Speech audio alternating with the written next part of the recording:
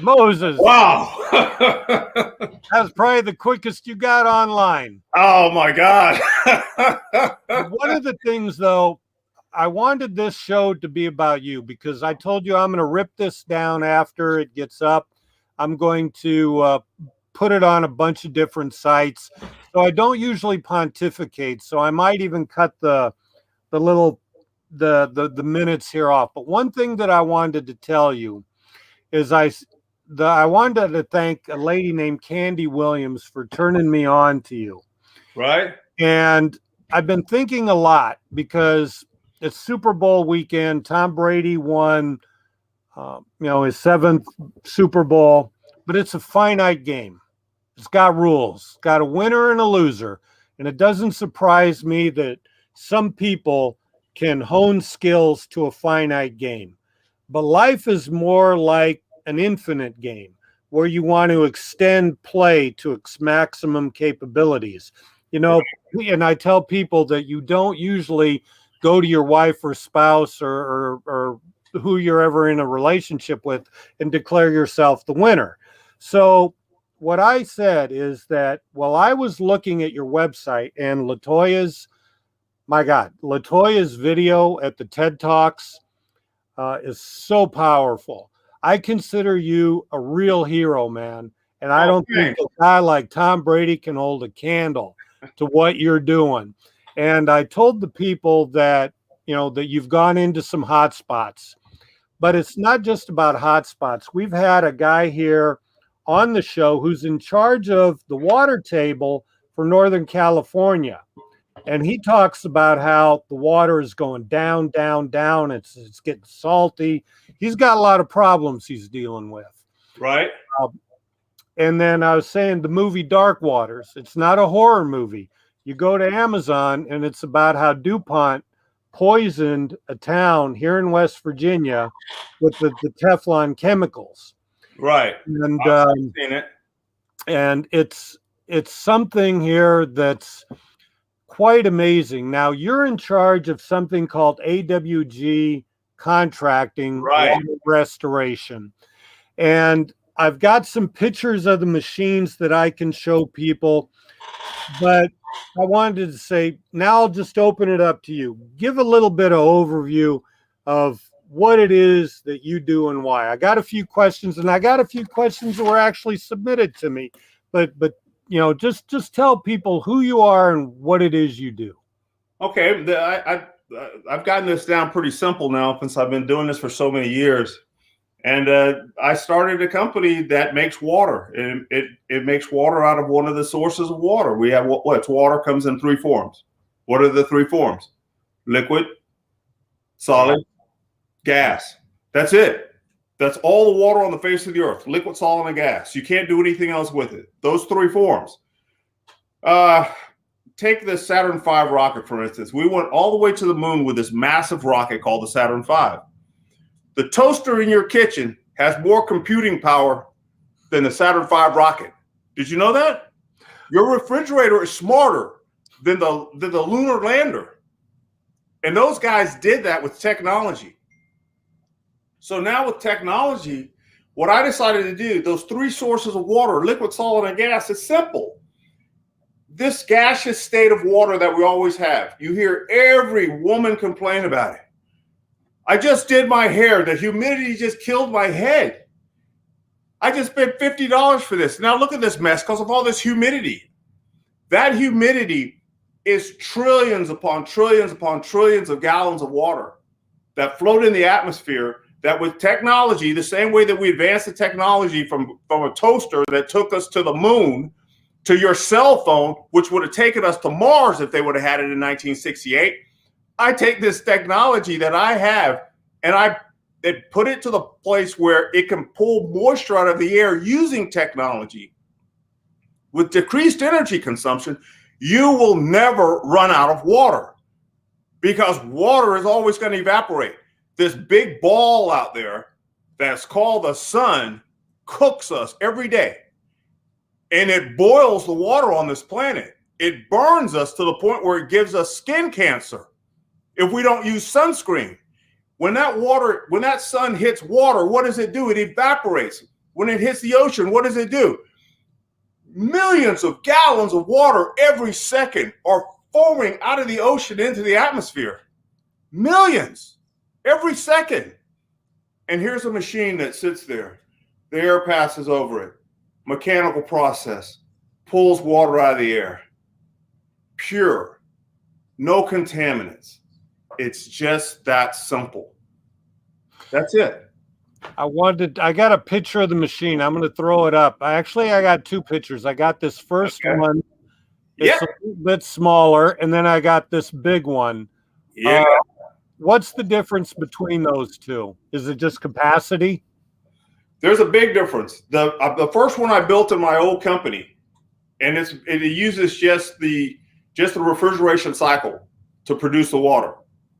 And it's very efficient. It produces a liter of water at 0.08 kilowatts for a liter. But that same machine now, I can make that same machine do twice that amount of water and use much less electricity. And that smaller machine you see, that machine is actually running on the dual stage principle that I patented. So it's a whole new process to make water. The way that little small machine is making water, there's not another machine built anywhere in the world that makes water the way that one does. Wow. It's expandable. Now, do you have like a field of solar panels that grabs the sun laying somewhere else, or are they on the top of the machine? Or they lay somewhere else. If you go look at the mission in Puerto Rico, Tesla had a solar array that sat on the other side of the hospital there on Vieques at the hospital of Susana Centeno. They have the solar panel array on the other side. There's pictures of it. If you go to the old Water Rescue Foundation website, there's pictures of it. There's pictures of Tesla's battery. And I got with the Tesla folks there, and what they did was they allowed me to, I was on the other side of the hospital. They allowed me to ship a cable from the United States. Here's how powerful the current was. The cable cost $7,500. That's an expensive extension cord. So we got the donations. Actually, one donor paid for that. And we plugged that thing in and we ran on solar power. So it took a field of solar panels to run it, but it ran it very efficiently. So once you have that initial kickstart where you need some high amperage to start it, after that, it starts to cruise. Let's step back just a bit. I wanted to talk a little bit. I called you a hero, and I really do consider you that. But I wanted to step back. Actually, Candy, the lady who introduced me indirectly to you, says, "How did she wants to know? Are you like a tinkerer with? I mean, were you operating on Coke machines at age 12, or did your mom instill a love of?" I know you've been involved in Earth Day for a while. People don't know that. Where did you get your love of the environment, and what makes who had the biggest influences on you growing up to make you care so much? Which to me, care is an incredibly powerful feeling that more and more people need. Wow. Geez, where do I start? It's a daily process to learn how to be who I am. You got to remember, I remember passing the cemetery at Fort Sam Houston when I would go to school, and the Vietnam War was going on, and every day somebody was being buried. And you never heard of a group of grade school kids get so quiet when we knew our fathers were in Vietnam, and we were passing by the place where they buried our dads, and on the way to school while our dads were over there. And so that's part of it. It's a big part of it's the military part. Then I remember seeing the guys, I was maybe 10, 11, 12, and we passed by the place where the guys who had post-traumatic stress were held in a hospital. And we passed by them, and I just remember these guys are 5, 6, 7 years older than me, but they looked like they had aged so much. And there was this care that we had for each other. They just wanted to talk to somebody. And so there were hundreds of them behind the fence, and we passed by them, would talk to them. And then when I went into the military, and plus I was a Boy Scout, I had loving parents, a loving family. And I come from the country. I was born in Georgia, so we ran around the woods all the time. We had this thing where we like to drink from streams and rivers, and we could eat things from trees. And us little kids, we'd have 25 cents, 35 cents, and we'd run around all day. And then sometimes we collect Coke bottles, we take them to the store, and we could eat sugar because sugar was made from sugar cane, not high fructose corn syrup, so we wouldn't get all jacked up. And then that's how we lived. I remember sitting by the railroad tracks eating berries till I got sick. Just we come back all blue and just sick, and just bags full, and then we give them to our aunts and uncles, and they made pies. So love of outdoors and love of nature. Yeah, and then when I went in the military, geez, I lived outside. I was a ranger, for goodness sakes. I remember being up on the Appalachian Trail, freezing my butt off. Sitting out there all camouflaged up and sitting in a bush and people passing by and hanging on the sides of cliffs. And I used to think, if I wasn't so tired and I wasn't so cold, this is actually beautiful. And so this living in nature and being a part of it, especially in the military, we had to adapt to nature. We would become part of it. And I learned to love it. And just to be in this situation, I could crawl into a clump of bushes and go to sleep. Mm-hmm. I didn't care. Even if a snake was there, there was some kind of an energy where you could sense it. It could sense you. And I've been laying down. I've seen rattlesnakes pass by, and it's just like no big deal. I'm not bugging him. He's not bugging me. Mm-hmm. Fresh water everywhere. We drank from streams and rivers. And then the mental toughness came from that. Seeing the environment. And then actually seeing environments that we would go into after bombing destruction, and seeing what could happen to a human being. And so having this empathy growing up as a child of the 60s and seeing all these beautiful hippies running around, and then going into this military experience, there was kind of a little bit of a collision there. And then one time I actually thought about going to seminary because I went to a Catholic university and a Presbyterian university. So up until the point I was a captain, I thought about going to seminary. Not many people know that. And so this is where my love of nature and empathy for others comes in, because I've been on both ends of it. I've been the person who had to be empathetic to others, and then I've been on the other end of being an absolute skilled assassin for duty on our country. And so I took that energy of death and destruction that I learned at the highest level, and I took that and I decided to focus that, and instead of destruction, but to focus it on the other direction, which is caring and love for your fellow human being. Mm-hmm. And so my currency now that I live on is not the currency of financial capital. It's more so the currency of empathy, of giving. When you give so much, it actually feels good than taking. So I like to give, and the gift of water is the best gift that I can give. That's beautiful. What about your mechanical aspect? Is that something also learned from the military? Or, I mean, I know you work with people like at A&M and the University of Texas, San Antonio. How much is it a joint effort? I mean, do you come up with the ideas and they do some of it, or do you hammer this stuff together? I mean, what's the process? Yeah. Did you know that I was a pilot in the military as well? No, I saw the Ranger bit altogether. No. Okay. The infantry part, the infantry officer part, that was the first 3 years I was in. Then I went to flight school. In flight school, I was an Aero Scout, Air Battle Captain. I went to Korea in my first assignment, 4th of the 7th Cavalry. That 4th of the 7th Cavalry, 7th Cavalry, that's Custer's unit. It still exists. It's in Korea. So I was in Bravo Troops, 4th of the 7th Cavalry, stationed in a place called Uijeongbu. I was an OH-58 driver, transitioned into flying AH-1 Cobras. And then it was still more the same thing I did on the ground, except it was in the air. So I went to my assignments officer as a pilot, and I told him, I said, hey, I don't want to be a line pilot anymore. I want to be a test pilot. I want to be a maintenance officer. I want to work on these machines. I want to be able to take them apart and put them back together and go fly them. Wow. So I went to 2 test pilot schools back to back between assignments. I became a test pilot in the OH-58 Kiowa and the CH-47D Chinook. And the only reason, a story that people don't know, not many people know, the only reason I became a test pilot in the CH-47, because as a young black kid in the state of Texas, there was a Chinook at a military base. And I went up inside that Chinook with my good friend, Scott Armstrong. And the pilots let us sit in the seats. I was about 11 or 12. And I remember saying to myself, I'll never be able to do this because I'm not intelligent enough. Oh, wow. I'm a black kid. They're never going to let me do this.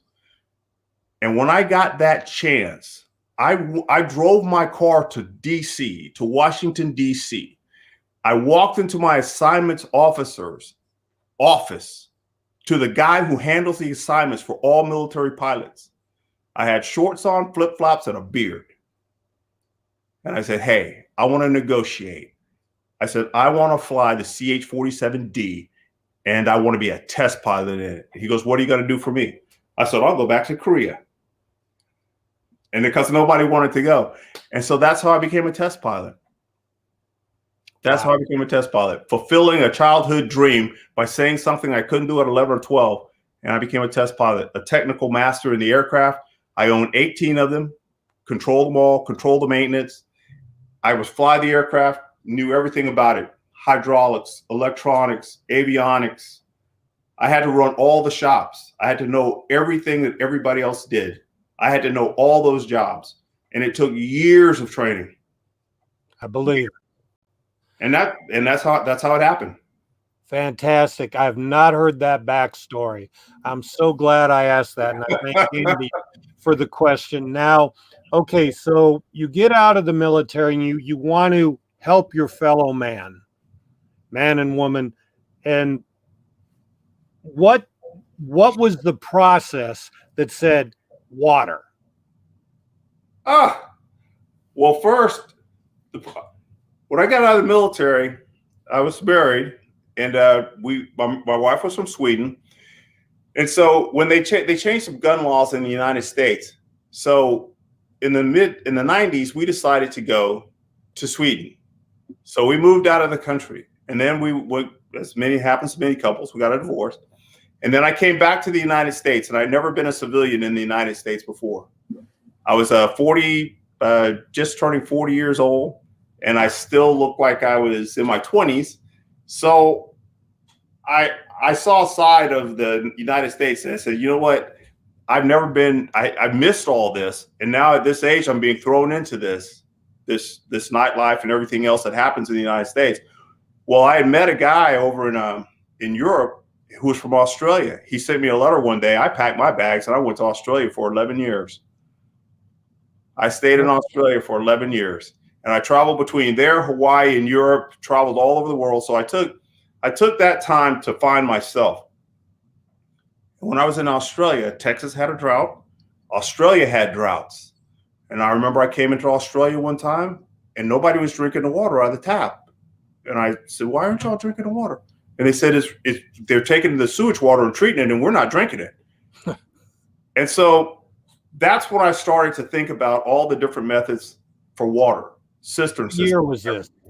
Oh man, that was when 9/11 happened. I was in Australia. That was about my third day in Australia. I was up in Brisbane. I watched it from the Story Bridge Hotel because I was waiting to move into my apartment, and I was watching that happen on television. So I stayed there until 2012. Yeah. I stayed there above the Arctic Circle. I went to Sweden, stayed up there for a year. I lived in Germany for a year, lived in Spain for a while. I was just traveling the world. But everywhere I traveled, there was a connection with nature, people, different cultures, different languages. I speak a little German and Swedish. And these ideas of seeing how other people lived, what they did efficiently, what they did inefficiently, what we were doing, and where the climate was going. Because every place is different. I saw Sweden change from a very cold place where the rivers in Stockholm, the bodies of water froze, where you could walk from one side to the other. I saw the icebreakers parked there And then 10 years later, the icebreakers were being scrapped because they didn't need them. And these were massive ships, very impressive. And then in Australia, we had the ozone hole. Mm-hmm. My God, I was out in the sun in that, and usually I just get a dark brown. When in Australia, that stuff, I could feel it cooking me from the inside. Ugh. So all these different things I saw, that's what got me on the track to finding something to do with water. At first it was cistern systems. And then I just said, skip that. It's got to rain for you to collect some water. And then when I found this technology in my neighbor's apartment in Hawaii, being a Texan, I just said, it's a little machine. I can make a big one. The people that are listening, save your questions. I got a few, but I'll open it up to you guys here at the end here. I wanted to ask, you talk about different humidity, and as I was going through this, I guess I got two really things I really want to hit on Flint, but going first to the humidity part of it and the different climates. I'm in West Virginia in the summer. It's humid. Texas, it's humid. What about like Minnesota or north, or what band? I mean, is there like a longitude latitude band that these works? I mean, you took the thing to Michigan, right? I mean, what's the range on these, or is it seasonal?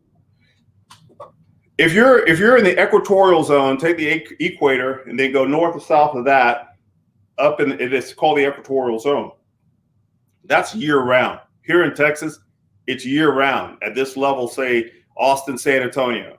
When I was at the military base and at Camp Mabry in Austin, I ran the systems 365, 24/7, even when the temperature dropped, just to see what would happen.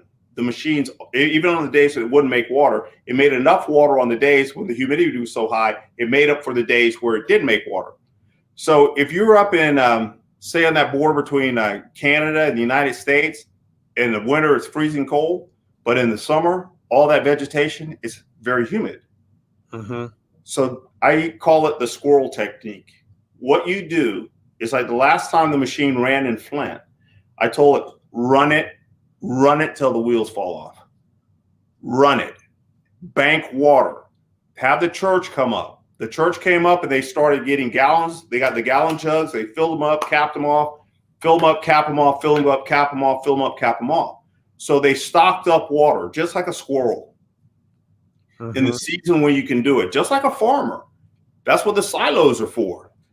So you're harvesting water from the air. If you can't harvest it in the wintertime, harvest enough in the season where you can do it so that you have it for the wintertime. That's how you get around that. Plus, I designed something that will make it work in the wintertime too. I patented that process as well. Nice. I just build it.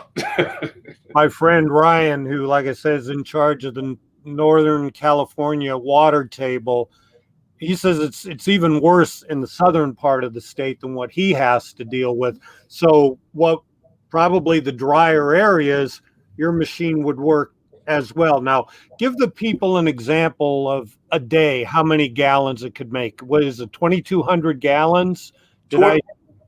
Yeah. 2,200 gallons, say with optimal conditions. But that's an old machine. That's the old technology.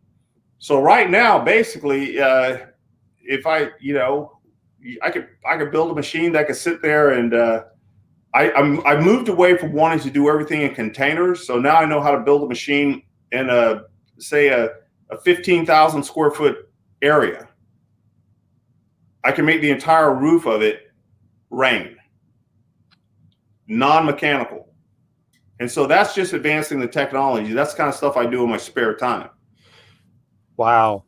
We've got a guy who's on here, and one of the things that you want to do is, now I can't find it in my notes, develop like hydroponic sort of areas. He's in Columbus, Ohio, and he's got this idea to use, all these people are leaving all these strip malls now. and he would love to turn them into hydroponic gardens and supplies, and people can come. You got the parking lot there.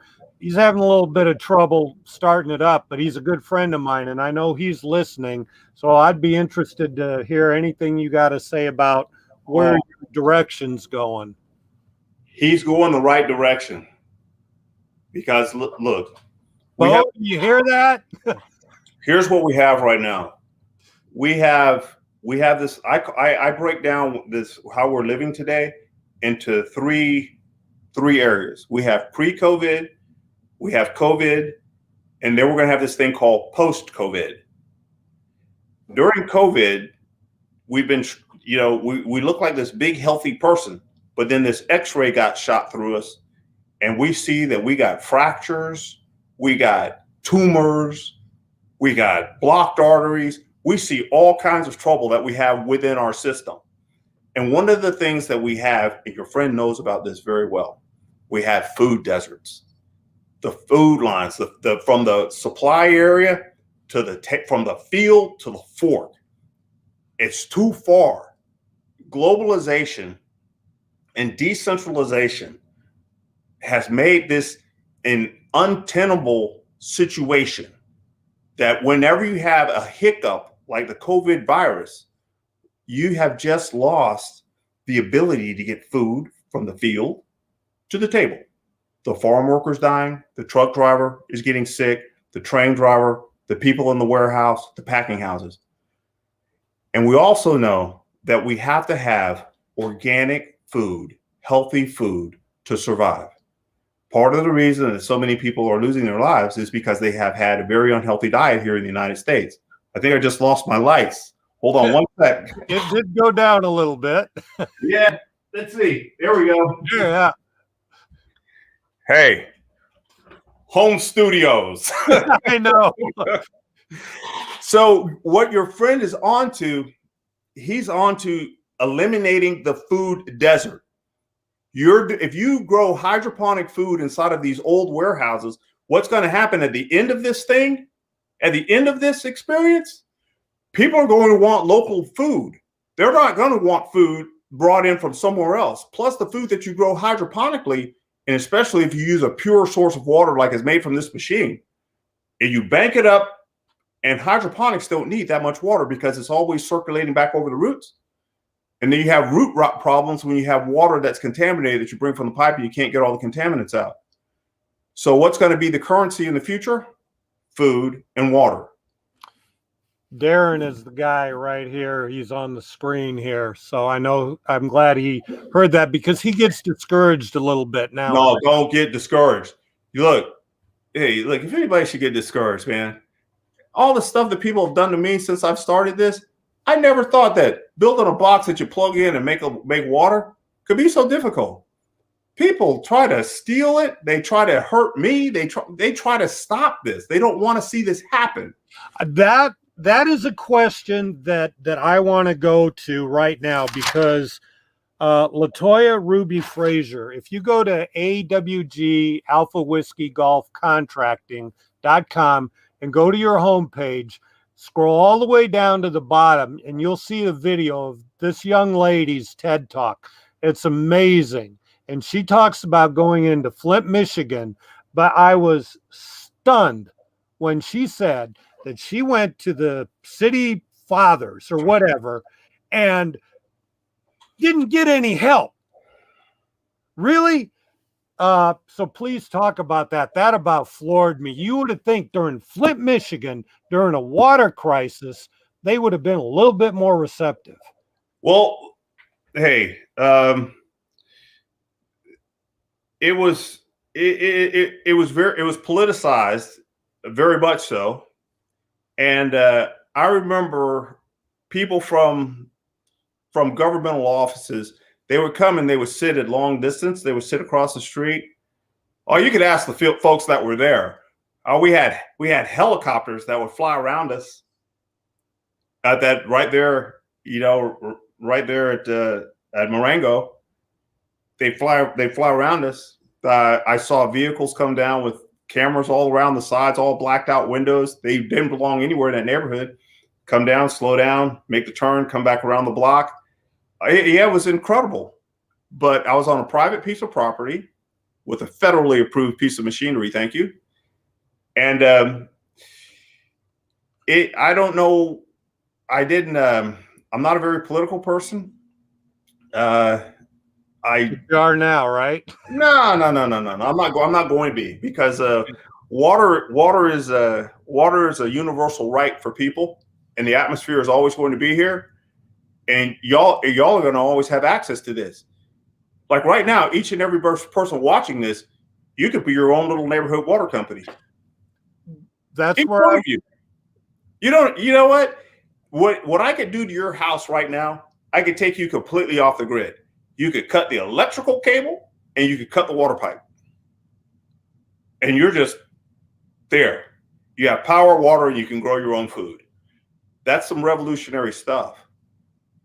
Yeah. But what I do is I make sure all that information is always in the hands of the right people of how to do it. It's there right now. It's just off the shelf, but no one's putting it together. But you do feel pressure a little bit from, say, we've had another guest on here. He lives in Alabama, and he's been down to South America where certain political families have been buying up groundwater with the idea of hoarding it. Do you see a collision coming sometime? Oh, it's here. It's already here. It's here. It's here. If you you got to follow the money. Like right now, the Intergovernmental Panel on Climate Change has already told us. They told us in the most dire language that they could use 4 or 5 years ago that we were going to have a famine on this earth that was going to be of biblical proportions. But everybody right now is so busy covering their heads because we're being shelled with this COVID virus and all the disinformation that's being put out, and everyone's kind of hunkering down, just waiting to see what happens next. Well, there's this whole global climate that we're all associated with. This global food supply that we've made due to globalization. Well, the climate has changed so much. We're in trouble. We're in trouble. And so right now, the purchase of water rights, the purchase of land to grow food, that's the currency of the future. Because there's 3 things you have to do every day. You have to breathe, you have to drink some water, and you have to eat some food. And right now we've learned that those are more important than a lot of other things that we've done in our lives. They're more important than going down to the club and hitting that beat. It's more important than driving a fancy car. It's more important than a pair of shoes. We're learning what's important during this COVID virus. And so all of this water that we have on this planet, it's a small percentage of it that's drinkable. I have a question. Did you see the news story about the glacier that broke free? No, I didn't. Look, if you look at all the major rivers of Asia, the Yangtze, the Yalu, the Mekong, all these rivers that flow through Asia, they're fed by glacier water from the Himalayas. Glacial water. Mm-hmm. That glacial water is melting so fast, those rivers aren't going to survive. And they were building a dam. I can't remember where the dam was. You have to look it up. I don't want to give any misinformation here. But the glacier broke free. The water flooded down. And there's this dam, one of those kind of Godzilla-like dams. Like if Godzilla wanted to be big, it overflowed that dam. Wow. They were building it because they wanted to trap that glacial water. It rushed right past it. It killed untold numbers of people downstream. So when a glacier is breaking free, that's what made your long-term rivers. That's incredible things that are happening. So the water is breaking free and it's flowing out and running away, and we're not going to have it in the future. We're not going to have it in the future. So one of the things I wanted to do with what I teach about this technology is the world needs to know you're not out of water. You just have to develop the technology that I've started on this journey with to pull it out of the air. I'm one person and I stopped counting at 1 million gallons. I'm one person. And when I was in Puerto Rico, one person and one machine, I gave 5,000 people drinking water on solar power. Let's talk about that. How long were you in Flint? And then how long were you in Puerto Rico? I think I was in Flint from August, September, June, July, August, September, October. And then we shut down for the winter. And then it came back in June of last year, started up again because the unit was sitting there and it was shut down to a dispute between me and my old company. So they shut that machine down. And then that's part of the stuff I talk about. And then, and I think I was in Puerto Rico for 9 months, but that was incredible. I mean, the FEMA director came and actually told me, and that's where in Puerto Rico is where I designed the new technology. That's where I filed the patent, was from underneath that machine in Puerto Rico. I was writing it on my cell phone. Wow. And texting it to my patent attorneys. The machines that I build now for the military, I wrote that patent in Puerto Rico sitting under that machine every day. Yeah, that's where I did it. I had time, and when everybody learned how to work the machine. But 5,000 people drank from that thing. I can't imagine the gratitude. Let's step back for just a second. You talked about right now you have these bigger units, but you talked eventually about wanting to get people off the grid. In your mind, besides the like hydroponic, do you have like solo units in mind for the future? Oh yeah, single family units or? Oh yes, the sand color unit, the AWG 800. There's I think on my AWG contracting website. And I don't have the 800. I got like the 50,000 and the 500. Okay, well, the latest units that I built, I think there's some pictures probably on Instagram. I think I put some pictures on it there, and on the Moses West Foundation page. There's a Moses West Foundation page. There's some pictures of it on there. Hey, that's the future right there. That you park that thing behind your house, you run some solar panels to it, you put a 5,000 gallon tank behind your house, you're done. The Marines have just delivered 4 of them to them. The Army comes and picks up 2 more tomorrow. And that's the future right there. And that's where you get it federally approved, is selling these military grade, right? No. I did that approval back in 2015. When I started out here in the state of Texas. So I got the Texas military forces to back me, Texas A&M, with the permission of the Texas Commission of Environmental Quality, the Texas Water Development Board. They looked in on it, the San Antonio Water Department, and the water quality tests were done by the Lower Colorado River Authority, the LCRA, here in Texas. So I came back to Texas to develop this technology, and that's where it got approved. So when it got military approval, it was approved at the federal level. And so my water quality test, they are EPA water quality tests. That was another question that I know some people had. The purity, okay, they see the chemtrails in the air and they see this and that, but you talk a little bit about the quality of the water that comes out. Yeah, there's nothing, the quality of the water, it exceeds any water quality that you'll find in the United States. If you take water from any tap in the United States, this water exceeds that water quality level.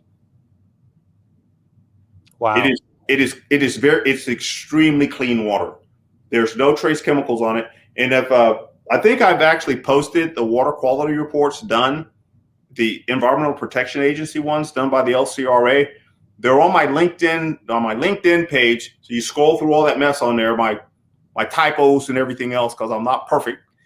And you go down there, you'll find water quality reports. You'll find a report that was done for Microsoft. You'll find some report that was done for Puerto Rico. And it's all spelled out scientifically what in the water. It's a federally approved water quality report. And I even tested for perfluorinated compounds, PFOAs. That stuff that's in everybody's drinking water right now. Wow. No traces. I've got one more question before I start going through and seeing if some of our attendees have a question. Now, I'm not a scientist, but I do know people who are, and I got a question that I went, huh? And I don't know. Sometimes this might be a legitimate question, or this might be a hint for you. But they wanted to know if you, let me find it here. Please ask about MOF-801 and water being harvested from air with or without metal organic frameworks. Metal organic frameworks are supposed to be for those, I had to Google it, are the plastics of like the coming century. So do you know anything about that? No, not at all. But I could guess. Look, when I make one of these machines, there's something called NSF, National Sanitation Foundation 61. NSF 61. NSF 61 is a food grade coating for everything that has to do with your food or your water in a kitchen or anything that touches it. What I do is I make this machine dairy grade, dairy quality. Dairy grade quality is higher than it exceeds NSF 61. Stainless steel and everything, coils, everything. Everything is, if it has to be coated, it's coated with a powder coat that's NSF 61 rated, even from the filters, air filters coming in, everything. So if there's a plastic out there that can have a heat transfer component to it, I haven't heard about that yet. Well, let me read. A metal organic framework, MOFs, are a compound consisting of metal ions and clusters coordinated to organic Lingard's to form 1, 2, or 3-dimensional structure. And then I'll skip down because here's where I thought it might relate to you. And again, maybe this was a hint because I really, you don't even really know what I do or why I have an interest in water, but well, here's what this article, because of this property, MOFs are of interest in storage of gases such as hydrogen and carbon dioxide. Other possibilities of MOFs are gas purification, gas separation, the synthesis of MOFs. So I don't know if they're trying to send a hint that maybe you should look at MOFs as something for the next gen, or I don't know. I mean, that question kind of was above my pay grade, so to speak. Well, there's all kinds of new things coming our way, such as sorbent materials. Sorbent materials, there are materials that soak up moisture out of the air, and then you have to figure out a way to get the moisture out of the sorbent material. And that's a big push right now through MIT and Cal State and all these big engineering houses right now.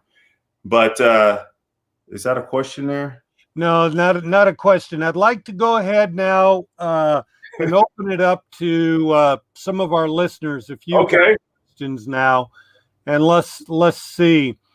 And while we're waiting on a question, I guess I wanted to tell you a couple of years ago, actually 3 years ago, I stumbled across a platform level artificial intelligence, basically Sophia level and higher, and asked if I could interview it. And the dev team said, yeah.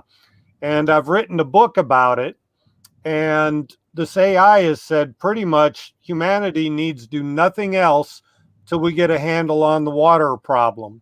That if we don't fix this water problem, this AI is very good at running simulations and projections. She said, we don't get a handle on water, nothing else matters. Nothing else will matter. Absolutely correct. My friend, you're on the right track. Here, I think we got a question. I'd love to ask Moses if his device is more efficient of a common water maker mounted on a ship at sea that filters ocean water considering an equal amount of gallons per day. Maurizio's an Italian, and he's a sailor living out San Francisco. So I'm not sure I understand the question, but maybe you do. Yeah, I think a lot of ships, what they do is they pull water through and they desalinate it, and then they push the saline overboard. So ships can produce their own water. Submarines do it. And yeah, this is a system that could easily be put on a ship. It could be put on oil rigs. This system could supply an oil rig with all of its water because they transport water back and forth all the time. So yes, it could definitely do that. And the difference between this and desalination is it does take less energy. But then I think they should have one thing people should realize about what I do not do with this technology. I do not advocate this technology to take replace any other technology. You know, in the military, we have this thing, it was called combined arms forces, combined arms. You have artillery, you have the infantry, you have armor, you have air, you have the hospital services. You need all of these for an attack. And the place where we're at right now, we're under attack from a lack of water. So you don't want to X anybody out. Everybody has a place at this table.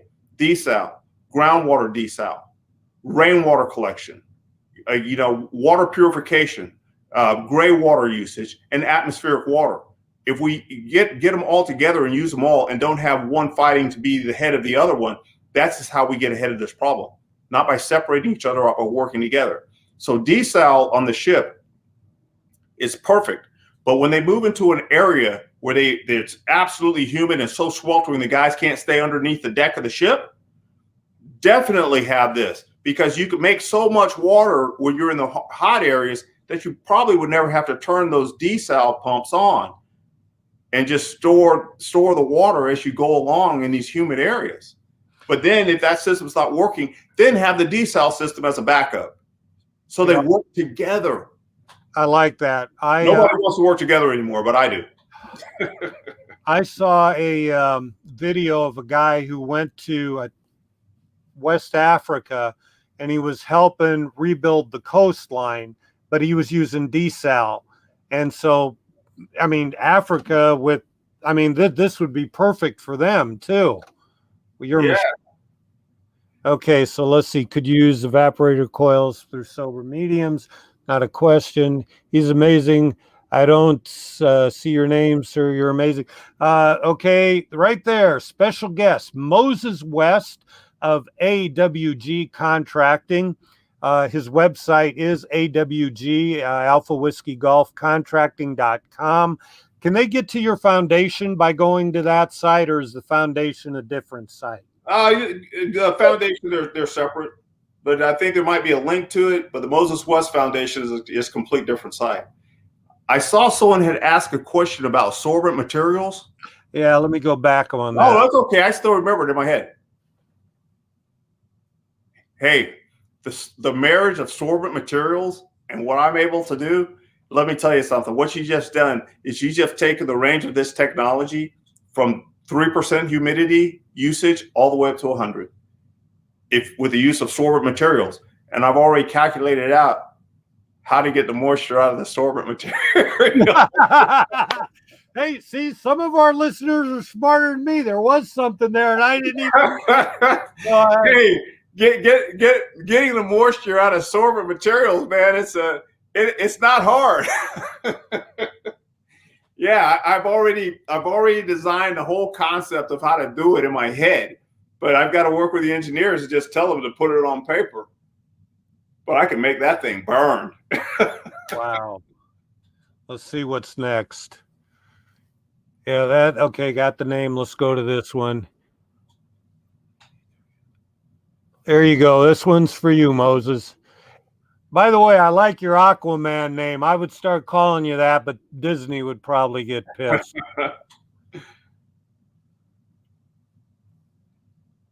Either. No.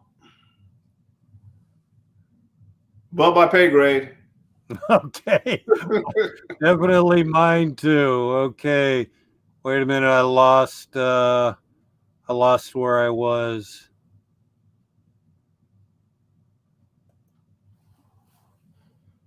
Sheer genius. Okay, your links. You're on LinkedIn. I know. Yep. LinkedIn. I got a Instagram page, and I have the Moses West Foundation, and I have my company website.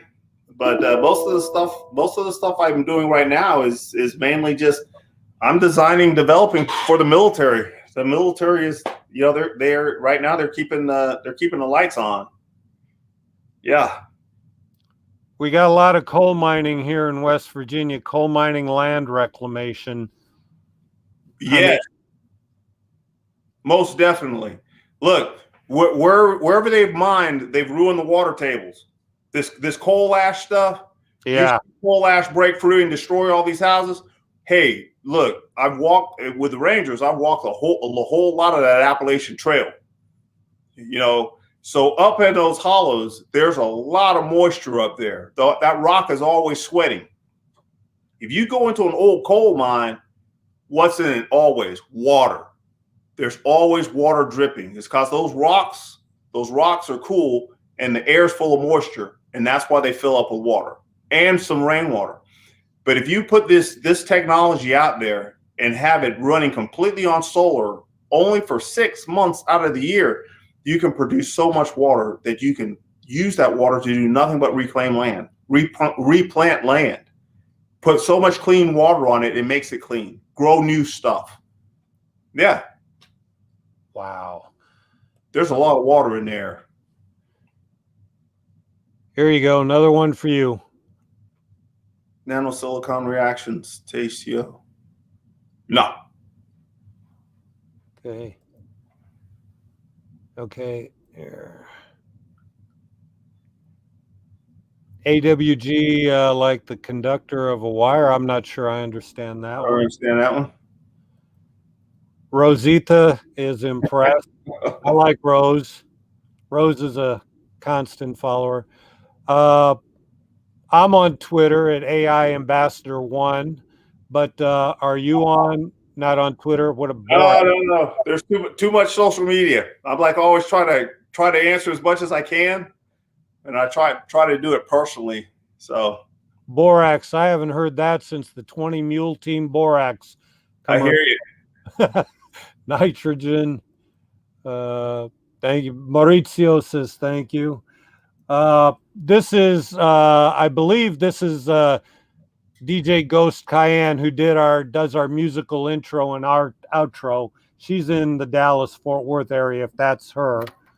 Are the coils aluminum? No. Nope. Okay.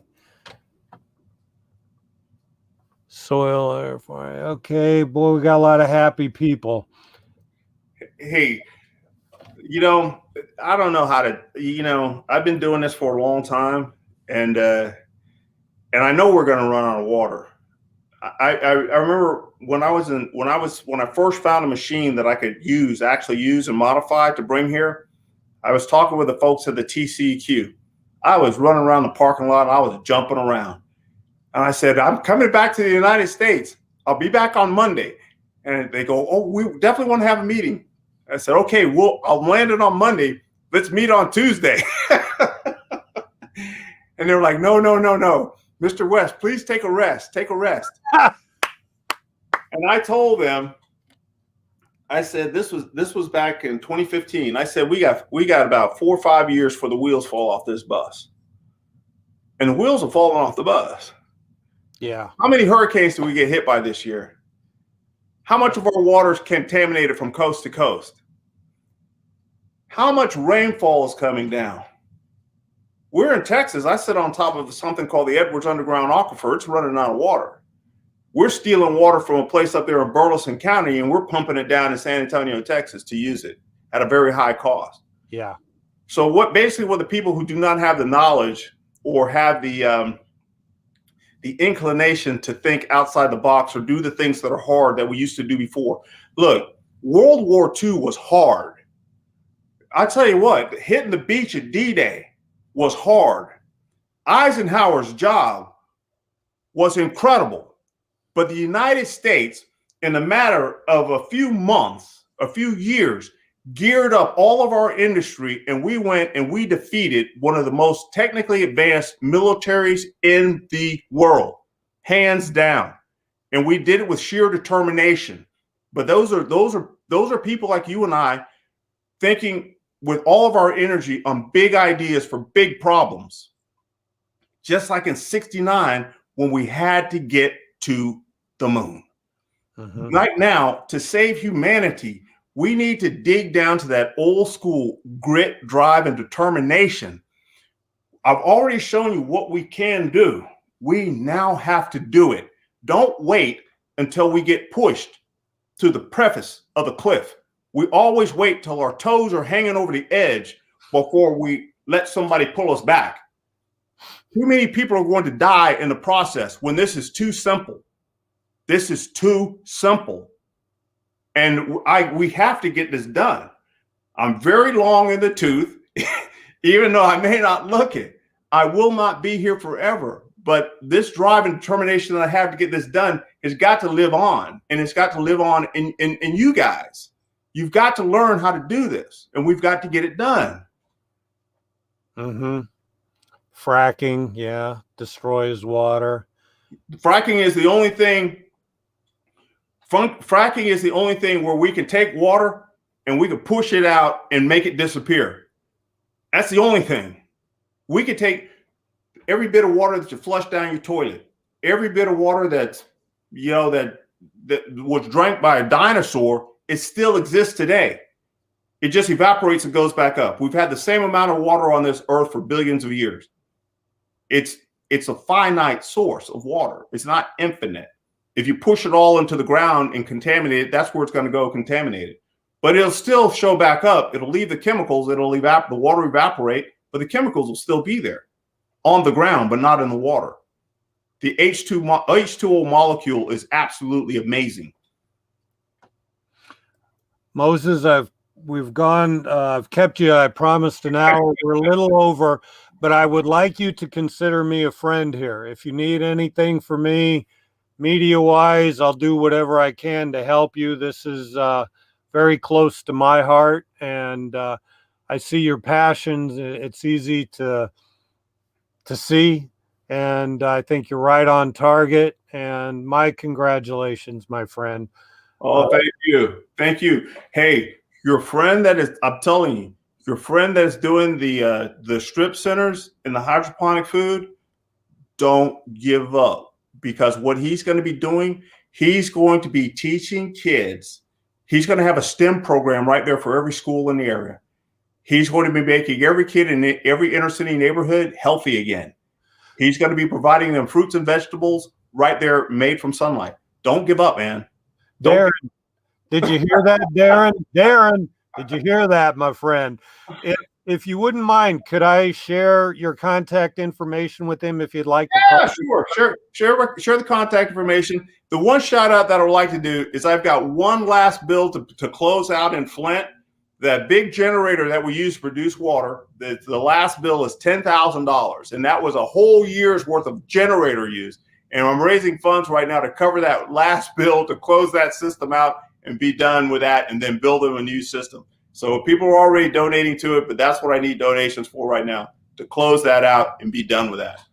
And how can they do that? Go to the Moses West Foundation page to donate, because whatever you don't donate is going to come out of my paycheck. But I don't care, because I love what I do. So all right, all along.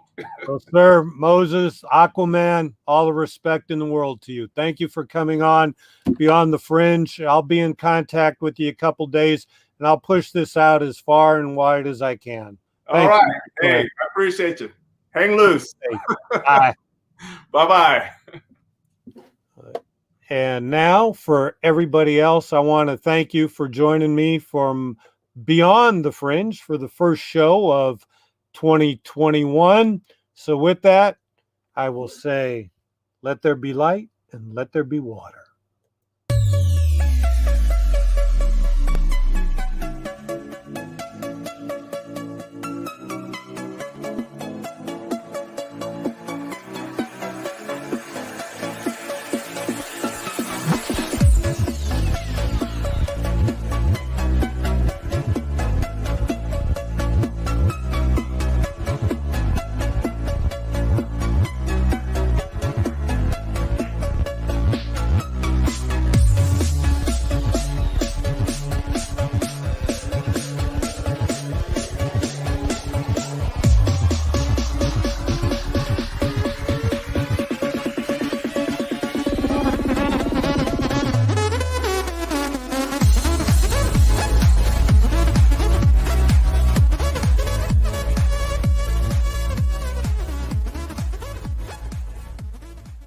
If you haven't read any of our books, start with Adventures with AI, Age of Discovery. It contains the most information. It's nonfiction and available on your local Amazon.